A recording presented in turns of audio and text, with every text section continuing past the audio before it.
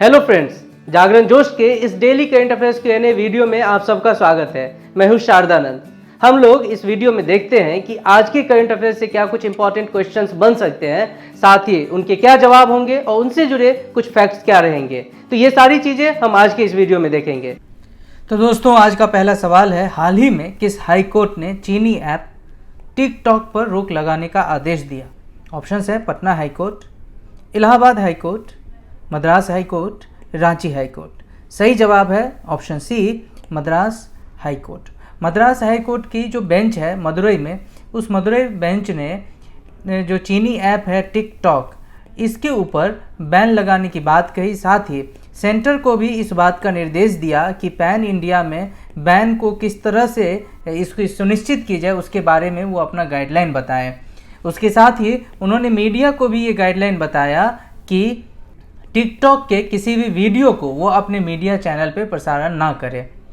High court ने अपने निर्देश में ये कहा है कि यह मनोरंजन के नाम पर बच्चों को अश्लीलता के लिए प्रोत्साहित कर रहा है या अश्लीलता को परोस रहा है, और ऐसे में हो सकता है कि बच्चे गलत दिशा में निकल पड़े हैं। आपको बता दूं कि टिकटॉक एक ऐप है जो उपयोगकर्ता को विशेष प्रभावों के साथ, यानी एक स्पेशल इम्पैक्ट के साथ एक शॉर्ट वीडियो बनाने और उसे साझा करने का एक परमिशन देता है। यानी वो एक ऐप है जहाँ पे आप अपनी शॉर्ट वीडियोस बनाते हैं, फ़नी हो सकते हैं, एंटरटेनिंग हो सकते हैं, लेकिन उसके नाम पे अब जो है वहाँ पे सेक्सुअल जो वीडियोस होते हैं वो ज़्यादा हो रहे हैं। उसके नाम पे पोर्नोग्राफी यहाँ पे शुरुआत हो गई है। तो ये सारी चीज़ें हैं जिसके लिए इसके ऊपर अब बैन लगाने की बात हो रही है। और भारत में ऐसा बताया जा रहा है कि 54 मिलियन जो एक्टिव सब्सक्राइबर हैं, जो पर डे इसके ऊपर अपने वीडियो को देख रहे हैं या बना रहे हैं। हालांकि इसके बाद, इस आदेश के बाद टिकटॉक के जो स्पोक्स पर्सन है उसने बोला कि इंडिया के जो लॉ हैं उसके हम अवॉइड करेंगे और जो भी हमें डायरेक्शन मिलेगा हम उसे करेंगे। लेकिन फिलहाल मद्रास हाई कोर्ट ने इसके ऊपर बैन लगा दी है। और अब अगला सवाल, वैश्विक स्वास्थ्य अनुसंधान में उत्कृष्ट उपलब्धियों के लिए 2019 के John Dirk Canada Gairdner global health award के लिए किसे चुना गया? ऑप्शन है असीम त्रिवेदी, डॉक्टर विक्रम पटेल, नागेश्वर राव, गोपाल शर्मा। सही जवाब option B, doctor Vikram Patel. Doctor Vikram Patel को मानसिक स्वास्थ्य में उनके शोध निम्न और मध्यम आय वाले देशों में मानसिक स्वास्थ्य समस्याओं के प्रति जागरूकता उत्पन्न करने और मानसिक विकारों की रोकथाम तथा उपचार के वैश्विक दृष्टिकोण के लिए चुना गया। अगर डॉक्टर विक्रम पटेल की बात करें तो वो London school of hygiene and tropical medicine में ग्लोबल मेंटल हेल्थ सेंटर के सह संस्थापक और पूर्व निदेशक हैं। इस बार जो 2019 का पुरस्कार, ये इसका 60वां संस्करण है या ये 68th टाइम्स है जो इस अवार्ड को दिया गया है। इस अवार्ड की बात करें John Dirks Canada Gairdner global health award की, तो ये मेडिकल के क्षेत्र में जो प्रोफेशनल हैं, जो भी अचीवमेंट करते हैं उसके लिए, ताकि उससे बहुत ही व्यापक रूप से लोगों पे, जनता पे इसका असर हो, तो इसके लिए अवार्ड दिया जाता है। और 2019 में ये डॉक्टर विक्रम पटेल को दिया गया है।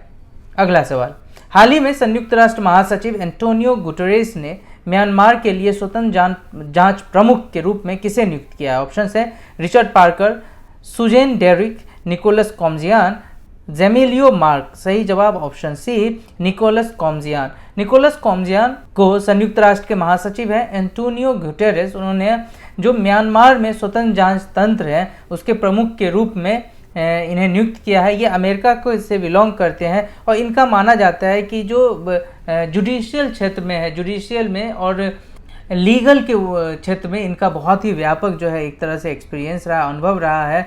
और इसे म्यांमार तंत्र के जो ऐसा होगा कि कॉम्जियान म्यांमार तंत्र के पहले प्रमुख होंगे जिसे मानवाधिकार परिषद ने 27 सितंबर 2018 को गठित किया था और 22 दिसंबर 2018 को संयुक्त राष्ट्र महासभा के द्वारा भी स्वीकृत किया गया। और अब जाके एक प्रमुख की भी नियुक्ति की गई जो कि अमेरिका से निकोलस कॉम्जियान है। और अब आज का अगला सवाल, हाल ही में चुनाव आयोग ने राफेल डील पर किस भाषा में लिखी गई किताब नट्टे उलुक्कम राफेल के लॉन्च पर रोक लगा दी? ऑप्शन है हिंदी, अंग्रेजी, उर्दू, तमिल। सही जवाब ऑप्शन डी, तमिल। भारतीय प्रकाशन है तमिलनाडु की, उसने इस किताब को पब्लिश किया और इसे लिखा है एस विजयन ने। हालांकि इसको जो भारत में अभी पिछले साल से देखें तो रफाल एक ऐसा मुद्दा रहा है जो पूरे इंडिया में एक तरह से लोगों को और जो पॉलिटिक्स है इसके इर्द गिर्द घूमते रही है। और अभी जबकि अभी इलेक्शन टाइम है, उस समय किसी ऐसे बुक को जो नट्टई उलुक्कम राफेल है, इस बुक को पब्लिश करना, तो चुनाव आयोग को लगा कि कहीं ना कहीं ये मॉडल सिविल कोड का एक उल्लंघन है, और इसके लिए उन्होंने इस सारे के सारे जो बुक जितने पब्लिश हुए थे सभी को उन्होंने अपने कब्जे में लेके इसे अभी फ़िलहाल रोक लगा दी है। ये कल ही लॉन्च होने वाली थी और इसे द हिंदू के जो एडिटर हैं, चीफ एडिटर हैं, वो इसे लॉन्च करने वाले थे, लेकिन फ़िलहाल अब इसके ऊपर रोक लग गई है। और अब अगला सवाल, किस देश के राष्ट्रपति अब्दुल अजीज बुतेफ्लिका ने 20 वर्षों के शासन के बाद अपने पद से इस्तीफा दे दिया? ऑप्शन है इराक, ईरान, अल्जीरिया, फ्रांस। सही जवाब ऑप्शन सी, अल्जीरिया। अल्जीरिया में जो ये प्रेसिडेंट तो थे ही अब्दुल अजीज बुतेफ्लिका, जो लगभग 2 दशक से या 20 वर्षों से अल्जीरिया के राष्ट्रपति थे, और बहुत ही सुपरमैन की तरह वहाँ इनकी एक छवि थी कि ये वहाँ के सबसे मोस्ट पावरफुल पर्सन थे। लेकिन जैसे जैसे इनकी उम्र घटती गई और फिर अपनी बीमारी के कारण ये व्हील चेयर पे बैठ के काम करने लगे, ये खड़े नहीं हो सकते थे, तो उसके बाद धीरे धीरे सेना ने यहाँ का कार्यभार संभाल लिया था, और सेना के फिर एक फोर्स के बाद इन्होंने घोषणा की कि ये अपने पद से अब इस्तीफा दे रहे हैं, और 2019 में जो इलेक्शन हो रहा है उस पर भी वो नहीं लड़ेंगे। तो ये एक बहुत ही बड़ा इवेंट हो रहा है अल्जीरिया में, जहाँ से उनके राष्ट्रपति ने अब इस्तीफा दे दिया है। अगर मैप में देखें तो ये अफ्रीकन कंट्री है अल्जीरिया। अगर इनके आप नेबर्स की बात करें तो मोरक्को है, इनके वेस्ट में ट्यूनीशिया, ईस्ट में ट्यूनीशिया और लीबिया ईस्ट में है, नाइजर साउथ ईस्ट, माली साउथ वेस्ट, मॉरिशियाना, तो ये यहाँ पे अल्जीरिया है। आप देख रहे हैं कि यहीं से ये जो सहारा डेजर्ट है, जो विश्व का सबसे बड़ा एक डेजर्ट है, वो इसी कंट्री में जो है वो अवस्थित है।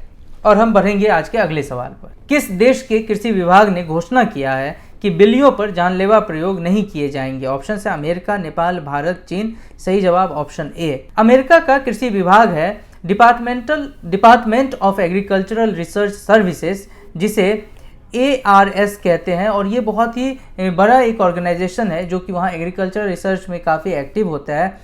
उसने अब जाके ये डिसीजन लिया है कि बिल्लियों या बिल्लियों के बच्चों पर अब किसी भी तरह का जो है शोध नहीं किया जाएगा। अभी उन्होंने बताया एक डेटा के हिसाब से पिछले 37 वर्षों में बिल्लियों के ऊपर शोध के कारण वहाँ पे बिल्लियों की जो प्रजाति है वो नष्ट होने लगी है, और इसीलिए अब इसके ऊपर उन्होंने इफेक्टिवली एक बैन लगा दिया है कि, और बताया कि अब किसी भी जो एग्रीकल्चर रिसर्च सर्विस का जो लेबोरेटरी है उसमें किसी भी रिसर्च में अब इसको हिस्सा नहीं बनाया जाएगा। और अभी जो लैब में 14 बिलियन है वो इसी के एम्प्लॉय जो हैं USDA के, वो इसे अपना लेंगे। तो ये एक बहुत ही बड़ा इन्वायरमेंट को बचाने वाला एक बहुत ही बड़ा एक स्टेप है कि अब किसी भी जान माल के लिए किसी भी तरह का अगर उसके ऊपर आप रिसर्च करते हैं तो ये सही नहीं है।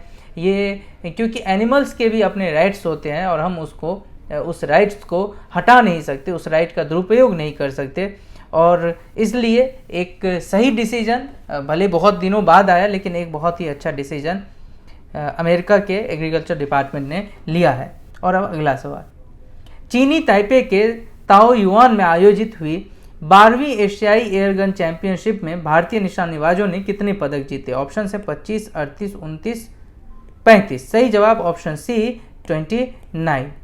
भारतीय निशानेबाजों ने इस चैंपियनशिप में अपना दबदबा कायम किया और उन्होंने 16 स्वर्ण, 5 रजत और 4 कांस्य पदक जीते। इसी प्रतिस्पर्धा में मनु भाकर और सौरभ चौधरी की जो 10 मीटर एयर पिस्टल में मिक्स्ड टीम थी, उसने विश्व रिकॉर्ड भी बनाया और बाद में इस स्पर्धा का स्वर्ण पदक भी जीता।